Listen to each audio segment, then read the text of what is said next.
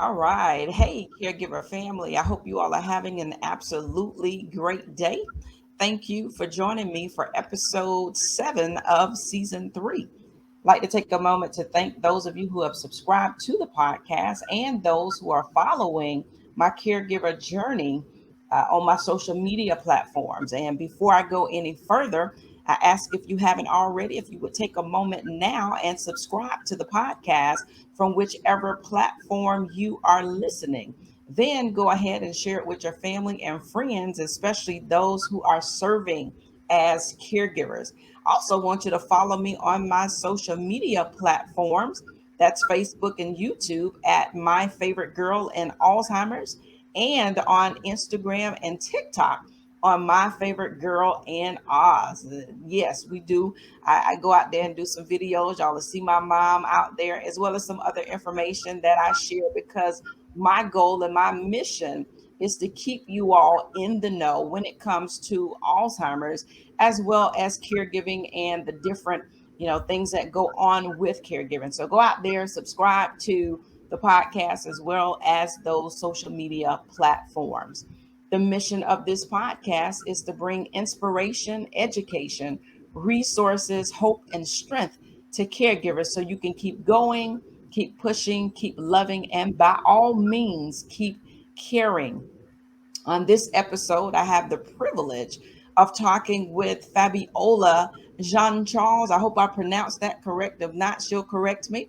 As well as Paulina Pendarvis of Big Bend Hospice. Fabiola is the director of transition supportive care, and Paulina is the professional relations liaison. And so they are the ones that we're going to be talking about today. We're going to talk about hospice. I know that there's so many myths out there concerning hospice care and what it's all about. Most people, when you talk about hospice, they think end of life. But today, my guest and I are going to dispel those myths and give you some information that I hope will definitely help you and your family as you maneuver through your caregiver journey. And so at this particular time, I want to welcome you ladies. Welcome Fabiola and Paulina to the My Thank Favorite Girls you. Caregiver Corner podcast. Thank you for having us. Absolutely. And if y'all would just do me a favor and go ahead and just introduce yourselves to our listeners. Certainly. My name is Fabiola Jean Charles, and I am the Director of Transition Supportive Care, as mentioned by Ms. Jean Louis.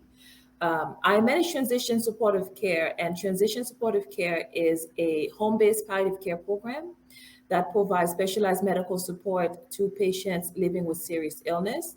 And that support is focused on pain and symptom relief. So that's what I do. And Paulina? So I work with Big Bend Hospice, and my role is to educate primarily physicians and nurse practitioners, as well as other clinical providers, about the role of Big Bend Hospice and the offerings that we all have. Okay. And so, again, as I said a little bit earlier, there's so many myths out there as it relates to hospice. And Absolutely. I read somewhere where it says that hospice care, those myths often keep people who need the help from getting the help. And hospice actually began as a response to the physical, emotional, and spiritual needs of patients and families that face long term illness. But then there's only 1 in 3 eligible patients and their families that experience the benefits because people think what they think. And so we're going to talk about these myths because I was one of those persons who I held on to those myths as well.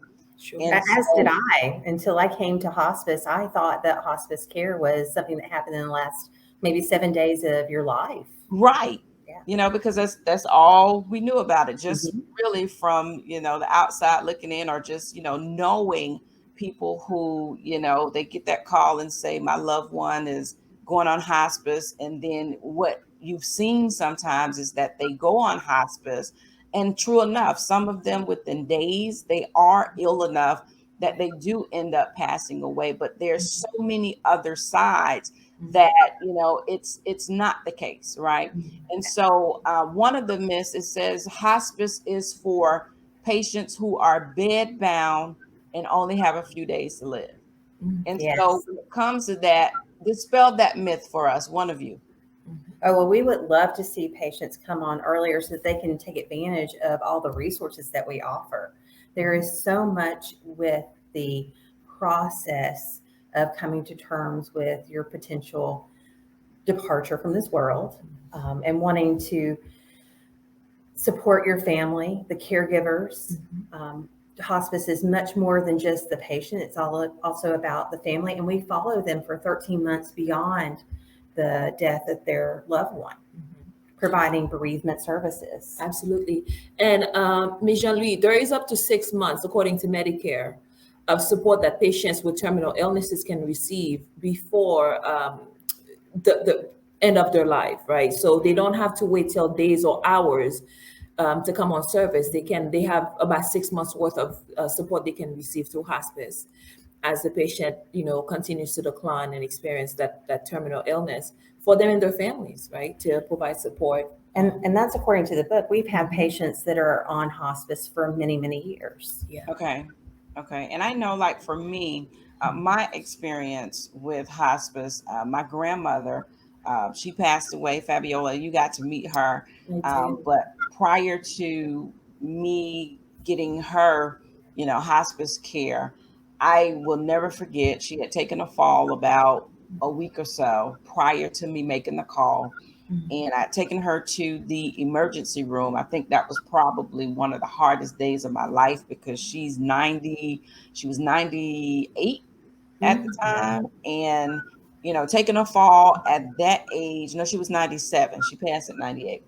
But taking a fall, it was like, oh my gosh, and I take her into the emergency room and she's in pain and I'm having a fit because this is in the middle of COVID and doing my best to really stay away from hospitals and all of that during COVID. And we end up sitting there in the emergency room for hours.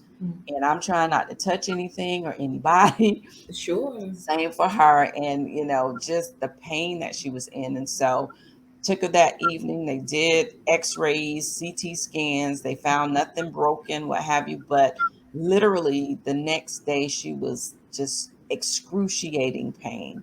And so I took her back. I'd already called because I found out about hospice. And so I already made the call, had the representative come over to give me the information, and they were just waiting for me to make that decision. And I'm still in between. I don't know. Right. And so I take her back to the emergency room. Didn't want to get her out the car because she was in so much pain. And so I didn't want to go through taking her in and having to bring her back out.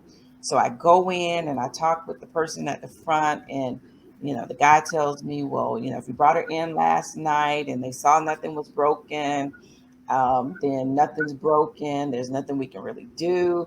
We can bring her back in, but it'll probably be the same. And so I go and I get back in my car, and I remembered a friend of mine through the Alzheimer's Association had mentioned to me, she had been on the podcast, and she mentioned that her mom was under hospice care. So I literally sat in the parking lot and I gave her a call, and I'm like, listen, I remember you talking about your mom being on hospice. This is my situation. What should I do? Sure. And by the time I finished talking with her, my mind was made up. I'm like, we're going to do it. And when I tell you that was the best decision that I could have made, I mean, literally, unfortunately, she was only under hospice care for about 3 weeks, maybe going on a month before she passed away. But I just think that, she was just at that place where it was, time. But that time that they came in, I mean, the nurses, the CNAs, the doctors, you, Fabiola, I mean, everybody was phenomenal. And there was so much that I learned in that process that I sing praises to Big Bend Hospice everywhere. I am quick to refer because, I mean, phenomenal service. And so That's how I found out about it. And then after, as you stated early, Pauline, afterwards, I mean, the phone calls that I got from Big Bend Hospice just to offer that grief counseling. And now I didn't take advantage of that part of it, but I knew it was there, right? And so all of that makes a difference in this process. Every bit of it makes a difference. And so even before I go any further, I'm going to tell you again, thank you. Thank you all for the work that you all do, for the services that you provide, because they are top notch. And what I have also come to realize just in some different platforms that I have been a part of on a national level with the Alzheimer's Association, what I realize is that not all hospices are the same.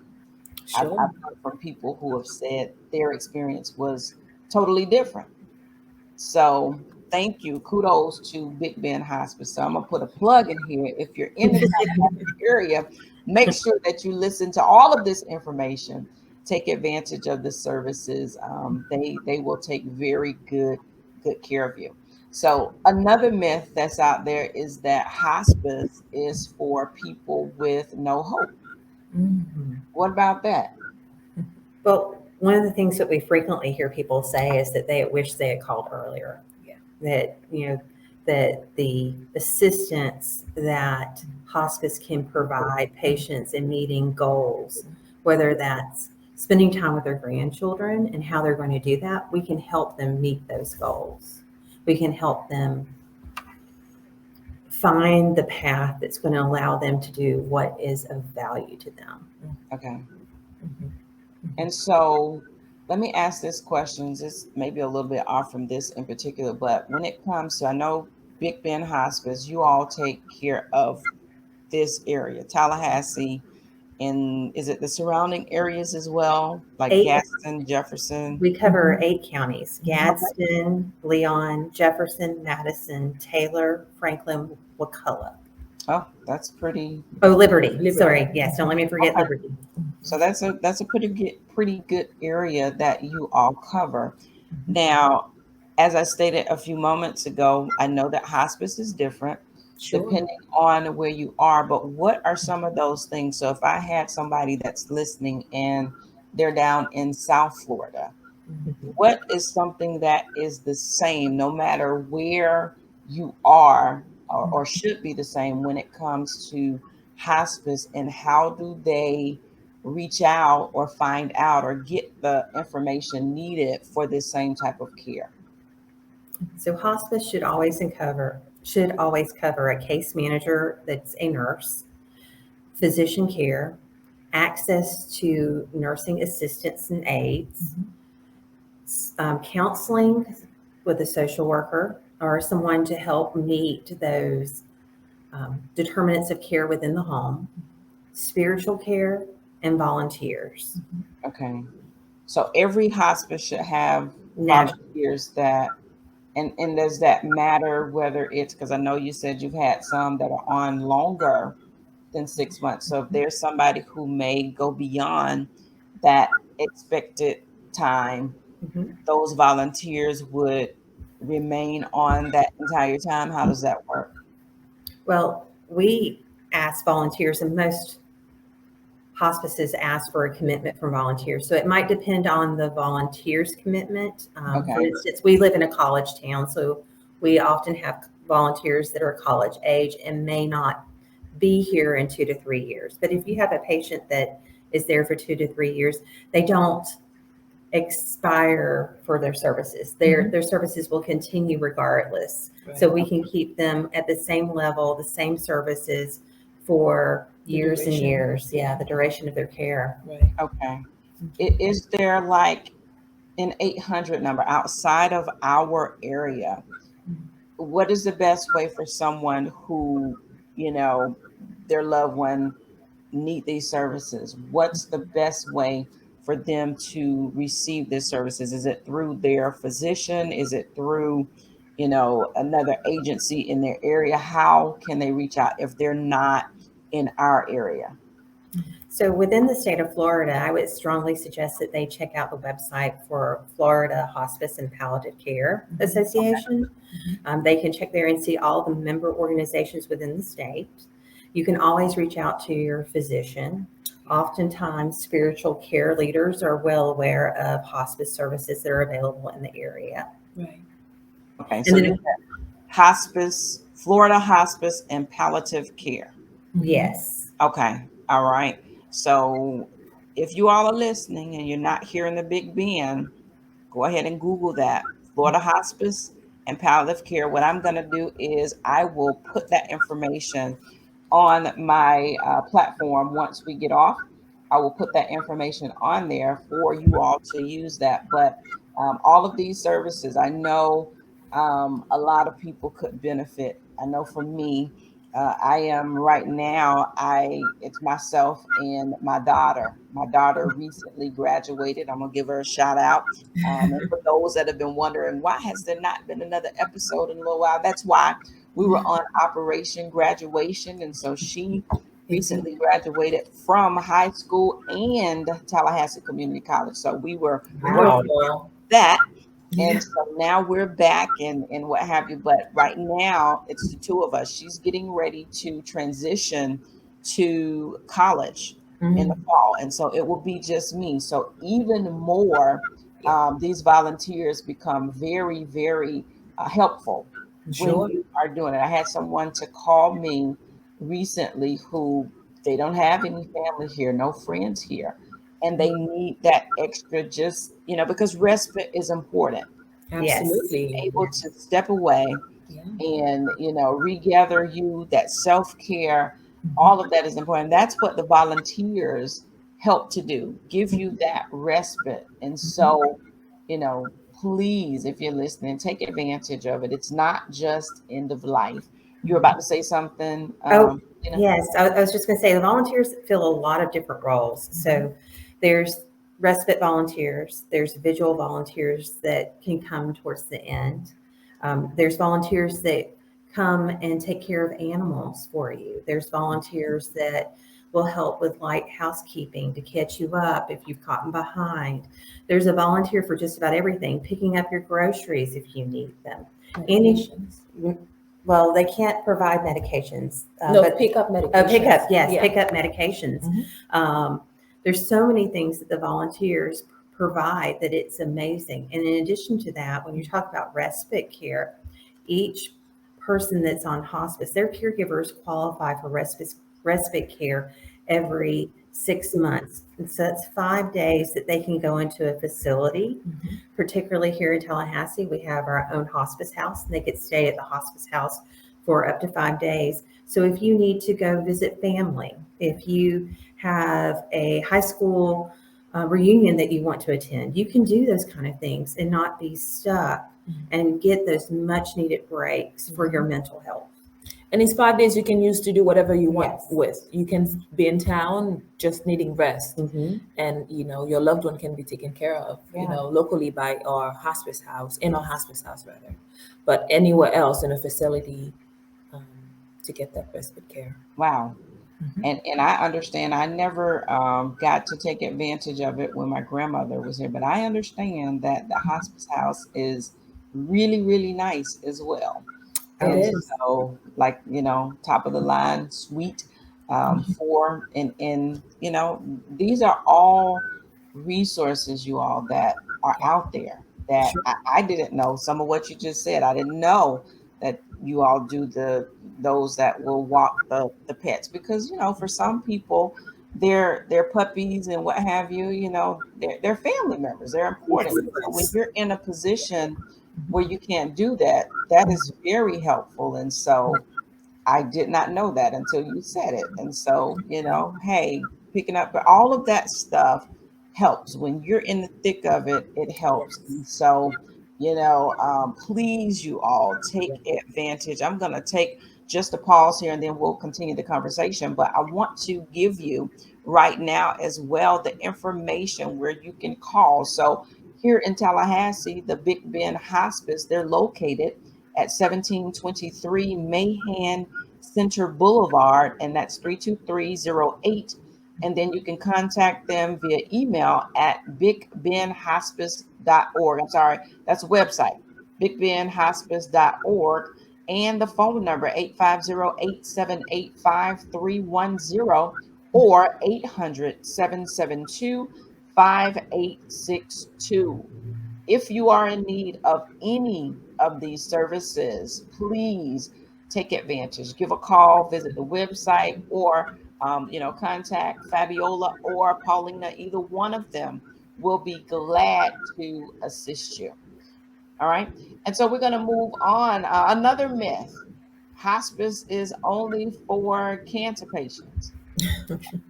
A lot of people think that. It seems like cancer, of course, it seems to be more known than more other diseases, and so and then because of how it progresses sometimes, I Sure. think that's why a lot of people will label it that way, but um, not just for cancer patients, huh? No, no. In fact, our number one diagnosis for hospice patients is dementia. Yeah. Wow. Yeah, 1 in 3 people in the United States will have a dementia diagnosis by their end. And so I can relate to that one because for me, and we're going to talk about transitions in just a moment, but right Sure. now, my mom is under the transitions supportive care, and her diagnosis is dementia. She has Alzheimer's. And so, even in talking about or thinking about that one, I know that someone can be diagnosed with Alzheimer's, and they can actually be in stages of Alzheimer's for a number of years. Sure. So, my question with that is, how long can Mm. someone with Alzheimer's remain, with the program? I think the issue is when can we take them on into hospice versus transitions, Okay. where transitions can take them much earlier than hospice can. When hospice, we're generally looking at them being incontinent of both urine and stool, um, bedbound, unable to speak more than a couple of words, Right. those kind of pieces. But transitions can help them well before that. Absolutely. Okay. And I did step ahead of myself there. You are absolutely correct. So what I want to do at this point, let me transition over into that part. And let's talk about the transition supportive care. That, Fabiola, you're the director for that. Yeah. And I take advantage of that. And so I think it's been about a year now Yes. that my mom has been on Mm-hmm. the transitions care. So tell us about transitions care, what it's all about. Sure. So, transition supportive care is our community based palliative care program here in the Big Bend area. And we provide specialized medical support for patients living with serious illness. And our care is focused on pain and symptom relief. So you oftentimes hear of palliative care support in hospitals. Well, we provide along the continuum of care. We provide palliative care support in the home. So when the patients leave the hospital, palliative care stops, right? But we are in the community going into the home to continue to offer palliative care support. So we get referrals from the various doctors' offices in town, both hospitals here in Leon County, Big Bend Hospice, as well as people calling from the community because they've researched or heard about us and called to inquire about their loved one's eligibility for our support. So, all care is appropriate for anyone living with a serious illness, regardless of their prognosis or diagnosis. So, with palliative care, there is no expectation of end of life, short-term life expectancy, right? So patients on service can be with us for a number of years, like Paulina says. The recommendation for one to engage palliative care is at the time of diagnosis. Of course, that doesn't always happen, right? Because once you hit with the diagnosis, the serious illness diagnosis, hardly any words after that, are remembered by the patient or caregiver if they're present. Right. right? So the other time that is recommended for engaging palliative care support is as soon as possible, right? If it's not done at the time of diagnosis, as soon as you find out about it, and that can come from the doctor's office. It doesn't necessarily have to come from the doctor's office, and people can research, look online for services available in their communities. I love the internet, and I encourage more Oh people yeah. to use it. Me too. Because oftentimes, I think a lot of people expect recommendations and referrals to be sent to their primary care physician's office or specialists they're working with, but that doesn't always happen. So in times where support is necessary, look into it, research it. I'm living with this condition. What is out? What is available to help me?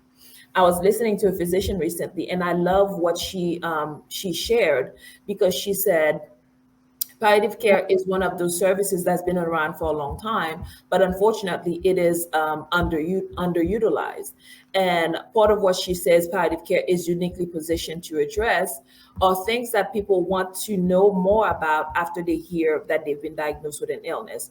And she says three questions that they often hear about from patients is after they've been diagnosed with a serious illness, whatever the condition is.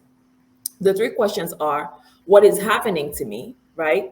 Second is, what is going to happen to me as this disease progresses? And third, what can be done to help me? Okay. And palliative care is uniquely positioned to help answer those questions, right? We can educate the patient about the illness that they're experiencing, and offer education as to what is going to happen as the disease progresses, as well as offer support as they're experiencing both of those things, the onset of the diagnosis, as well as symptoms that may come from the illness as it progresses. We have Okay. nurse practitioners on our team. So we offer a team approach to care, much like hospice. We offer a team approach to care, where we have a team of interprofessionals, an interdisciplinary team of professionals providing support to the patients. So we have a medical director, we have nurse practitioners on our team, we have licensed clinical social workers, as well as community resource navigators, all of which serve specific roles to support Mhm. the patient and caregiver along this serious illness experience. Okay. Now, go ahead. I'm so sorry. I think it's important for people to know too Yeah. that when they receive transition supportive care or hospice care, Yeah. it doesn't mean that they have to stop seeing their physician. Right. That Okay. they still have that resource. Exactly. And with palliative care too, one thing I'd like to mention, Ms. Jean-Louis, is palliative care can be received alongside curative treatment. So you mentioned cancer patients earlier, people thinking that they're the primary recipients of hospice care. Well, cancer patients, or any patients for that matter, on our services, regardless of their diagnosis, can continue to receive treatment, whatever treatment is for their illness, Okay. with palliative care. Now, I don't want to take for granted that everybody knows what palliative care is, right?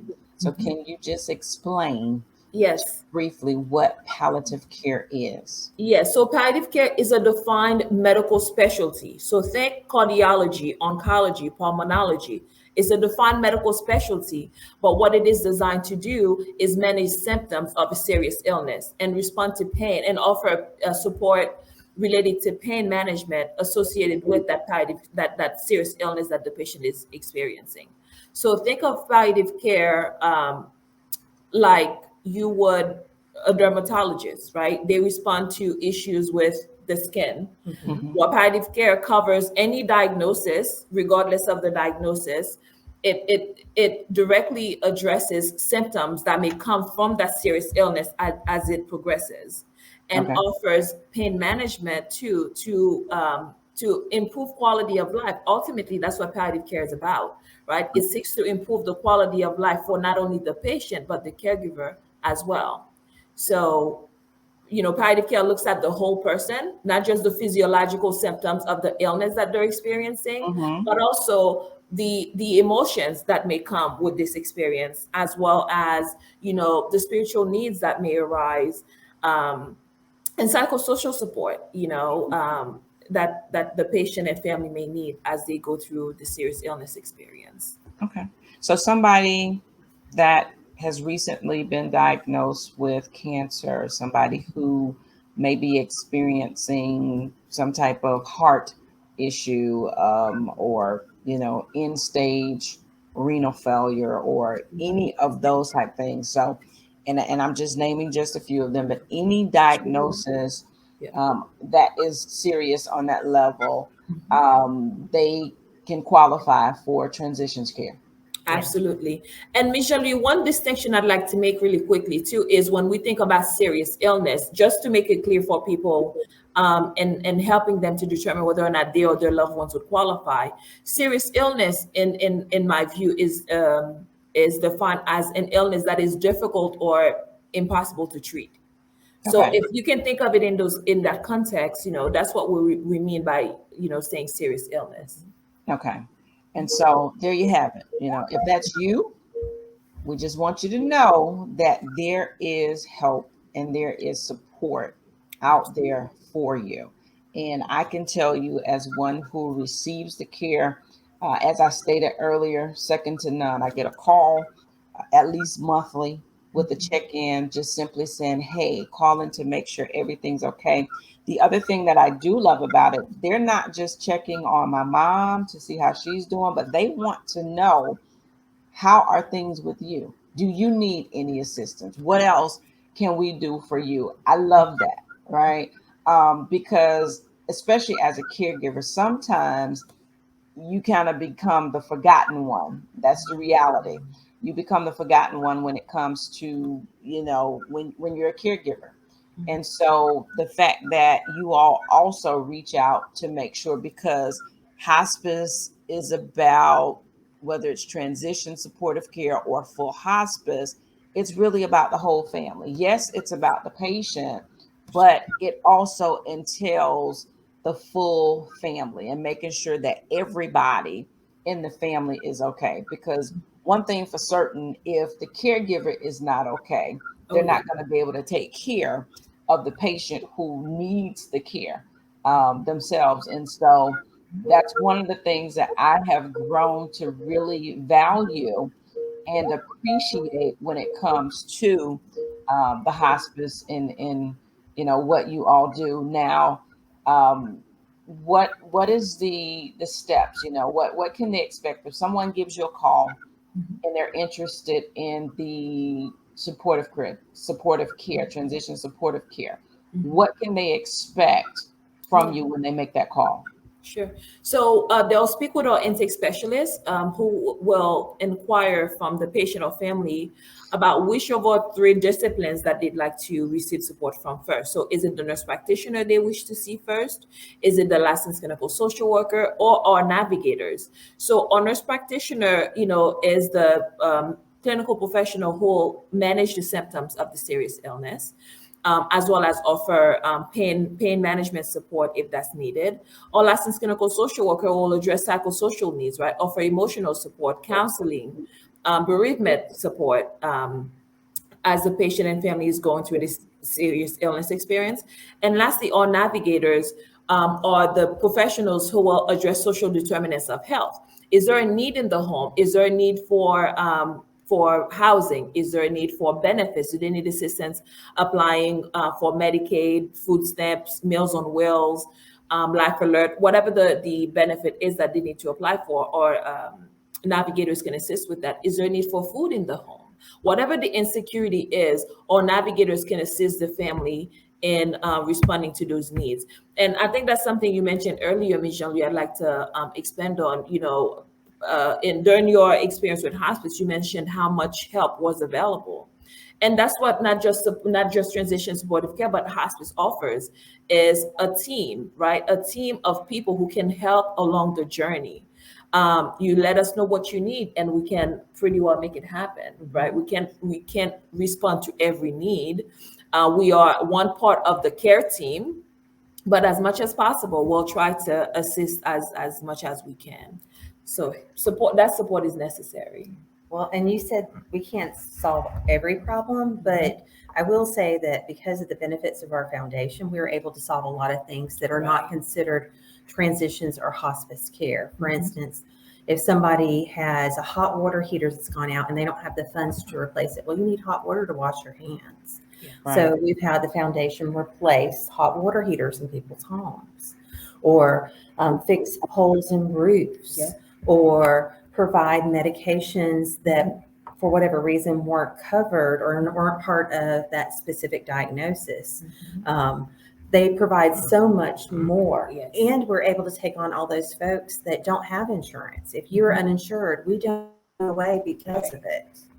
If you meet the criteria for hospice or transitions, Big Bend Hospice and Transition Supportive Care will take you. See, I am learning even more, even in this conversation. So this is another reason why I have the conversation, because it's another resource for people that need. I mean, listen, there's a lot that comes along with caregiving, and so any amount of help that you can get, it's definitely worth it. And I know when my grandmother, and again, she was on full hospice, but when I say everything, I mean hospital bed. And it's like I made the call.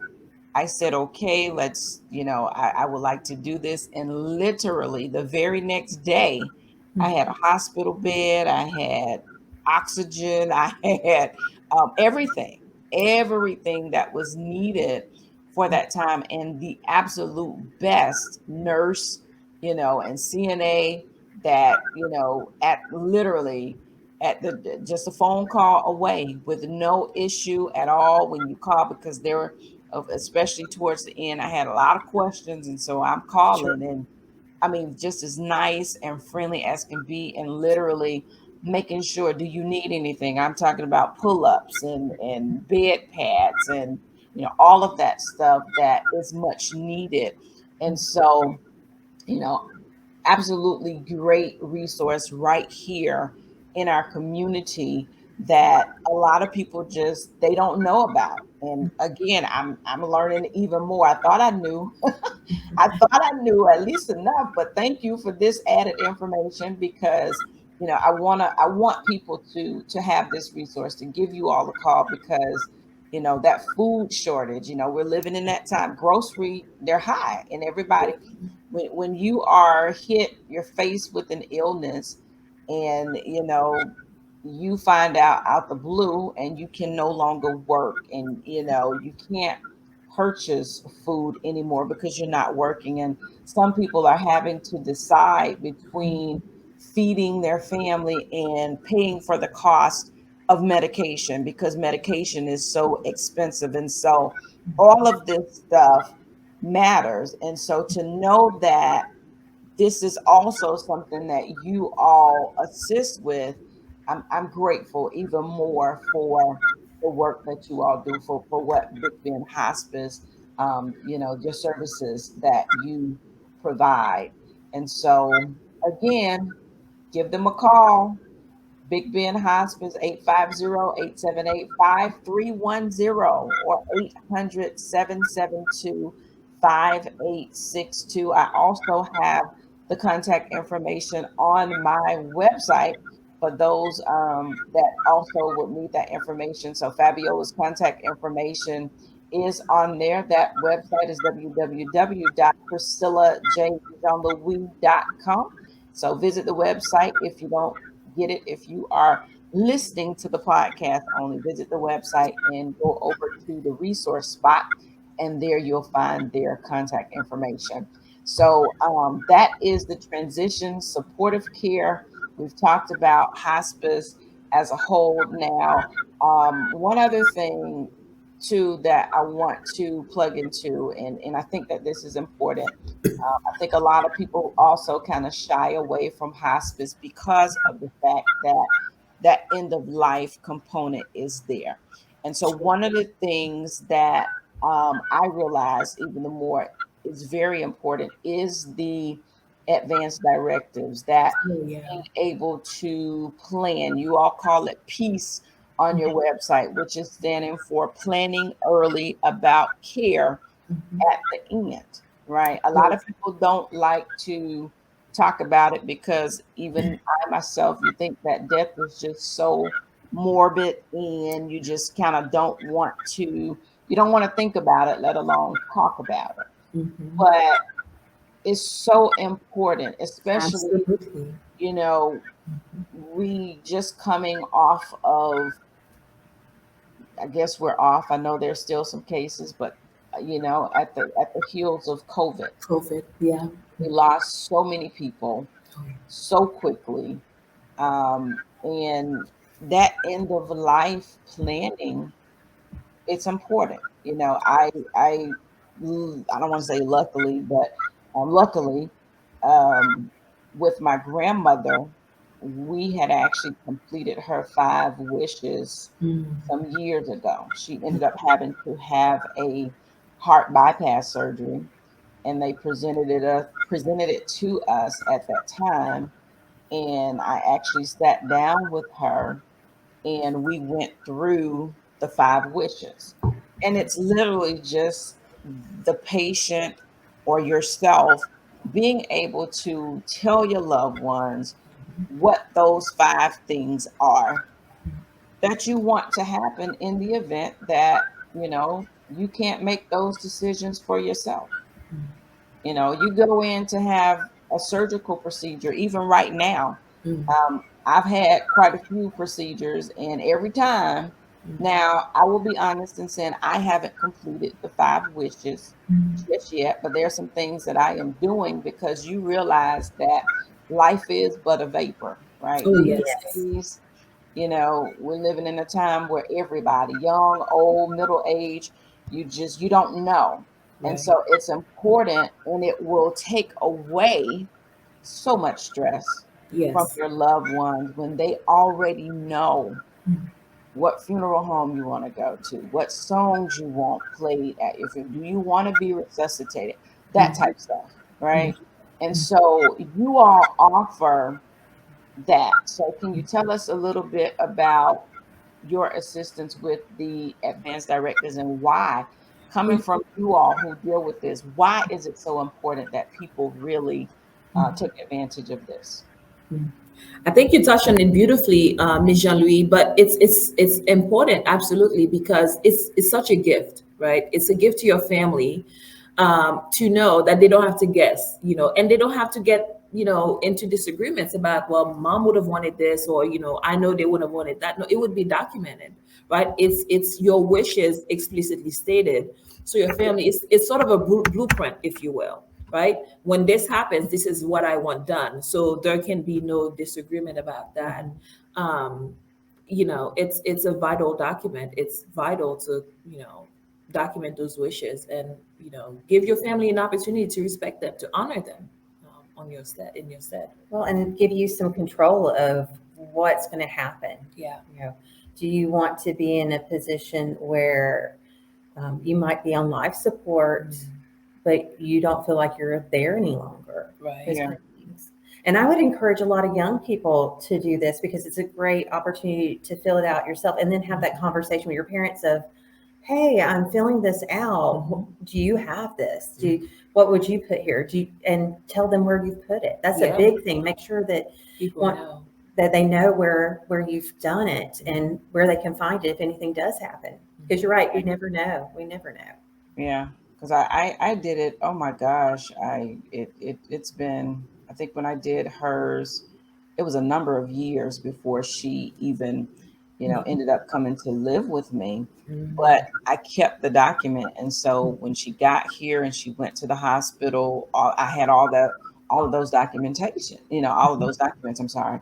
Um, and it made things a whole lot easier. And so, if you can and will take advantage, don't think, oh, I have until tomorrow. You just Right. don't know. I mean, you don't know. I've seen people close to me, people that I know of over the last, just over the last couple weeks who, they're gone right now. Yes. And so, you never know. And as morbid as it seems, as you stated, give your family that gift. Give them the gift of not having to deal with that issue at all. Because for some people, it's not easy, that fight Yes. that comes sometimes between family members. You can avoid all of that Yeah. altogether, We, altogether. we offer the 5 wishes in a digital version too that anybody can access on our website. They Okay. only need to fill out a brief form, provide their email address, and it will be sent directly to them. So that could be anybody in your listening area could utilize that. Okay. And that's And on the website. So yeah, that's at bigbendhospice.org. So that's correct. bigbendhospice.org. You go on there, you're able to find that form. Go ahead, do it. Digital copy is great. You Yeah. can email it to yourself, you can Mhm. email it to your loved ones, Mhm. and they'll have it. And nobody's having to wonder what Mhm. to do because you are in control of that. Mhm. And then, just if you all would, are there any other programs that you all provide that we haven't touched on that, we can also share with our listening audience? Well, I would love to talk about Yeah. the Caregiver Renewal Institute. Mhm. It is a new opportunity. It is completely separate from Big Bend Hospice or Transitions Care. Mhm. You do not have to be affiliated with Big Bend Hospice or Transitions Care in order to utilize it. It is a resource with in-person classes here in Tallahassee, Zoom classes, financial resources, legal resources, um, all kinds of things for caregivers so they don't have to look and search for those things Right. all in one location, and it's all free. Mhm. All right. And how would they get in contact or become a part of that? Where's I do have a flyer. I am going to put that flyer on my website as well as on my social media platform. But for those who are listening who may not see the video, how can they sign up for those classes if they'd like to take them? All of the resources are available online at www.caregiverrenewal.org. Once again, that's caregiverrenewal.org. Or you can call 850-353-0280. All right, there you have it. And I am looking at the flyer now, and it says that they offer classes and resources for persons with dementia, cancer, cardiopulmonary conditions, and other specific health conditions. There's classes for long distance caregiving. So let me throw this plug in there. Just because you're not here with the person having to care for them directly does not mean that you can't still be a caregiver. So there are classes for that. They also have caregiving for military service members or veterans, fall prevention, financial and legal resources, grief and loss for adults and youth, wellness strategies such as breathing exercises, self care tools, and restorative yoga. All of that, preparing for end of life, and more. So take advantage of that. And, I think I'm going to go on and look at some of myself. I'm always trying to learn more information that I can share with others. And so I'll probably end up going on there, just looking at it and probably taking some of the courses myself. And listen, you all, there are resources in Spanish.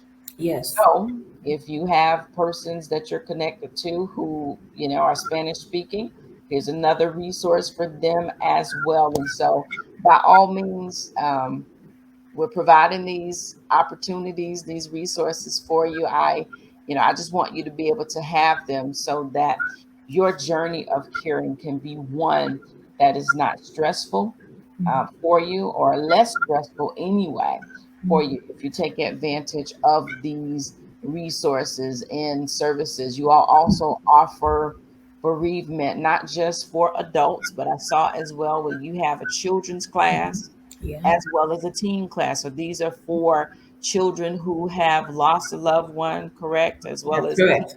tell us a little bit about those programs. Well, they offer something every month for both age groups.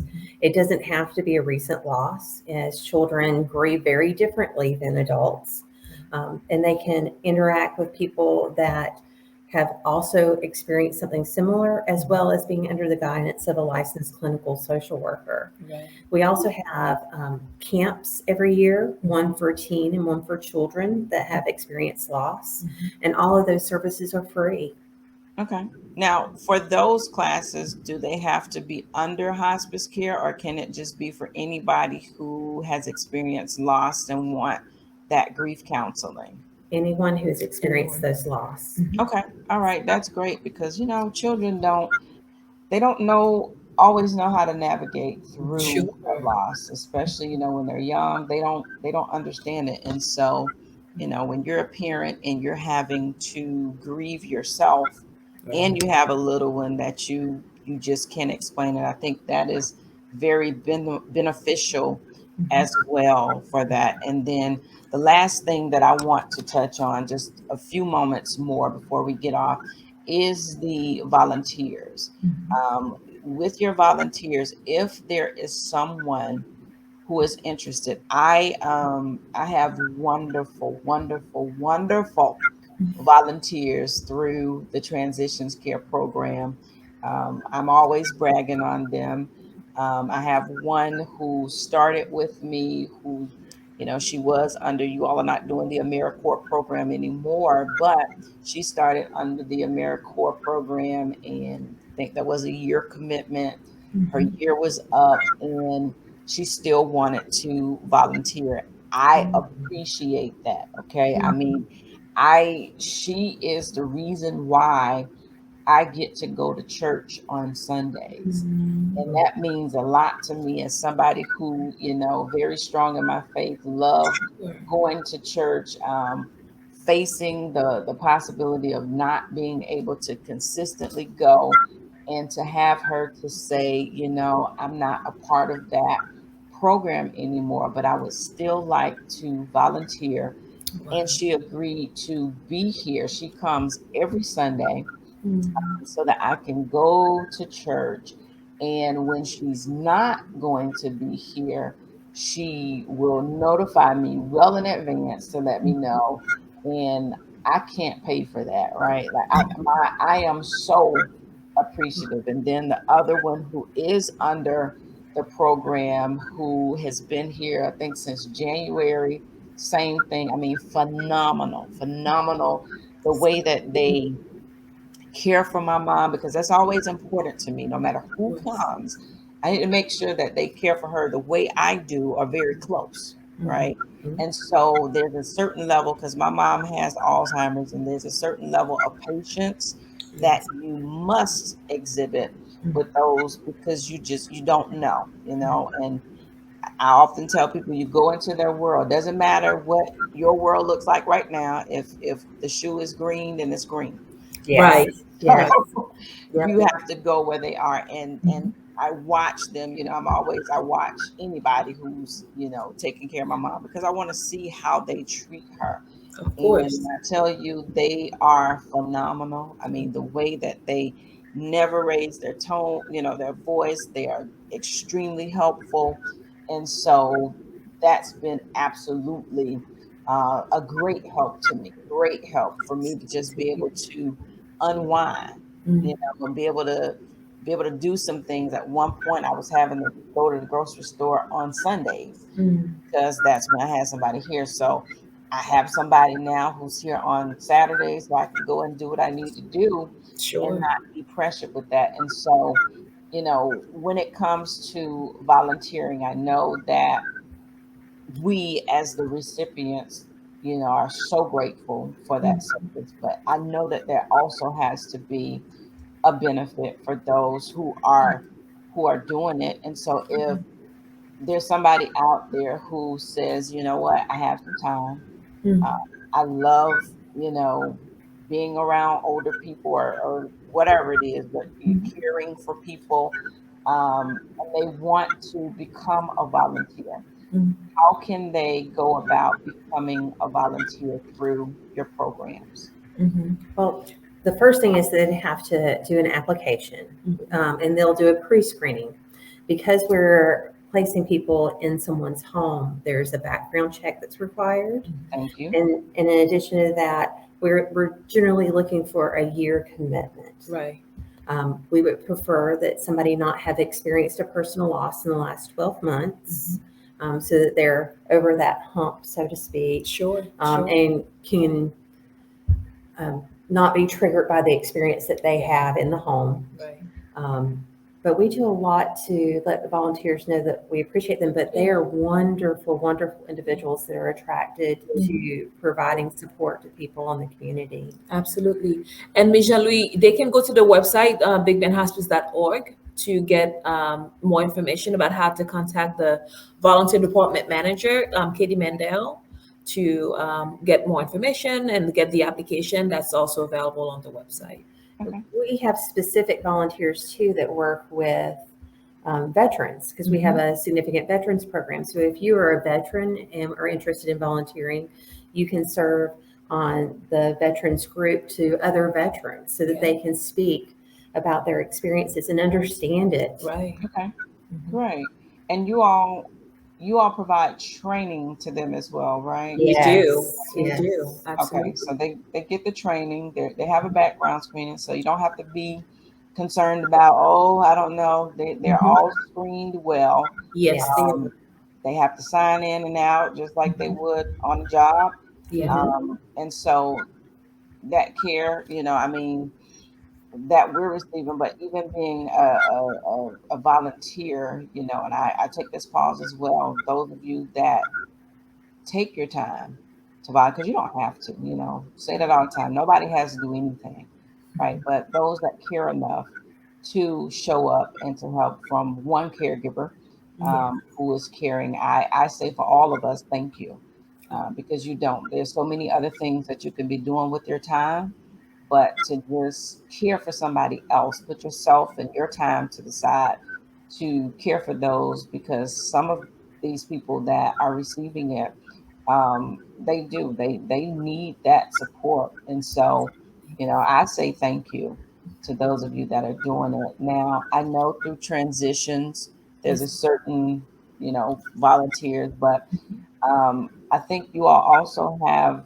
volunteers that actually go to the house, the hospice house, Yeah.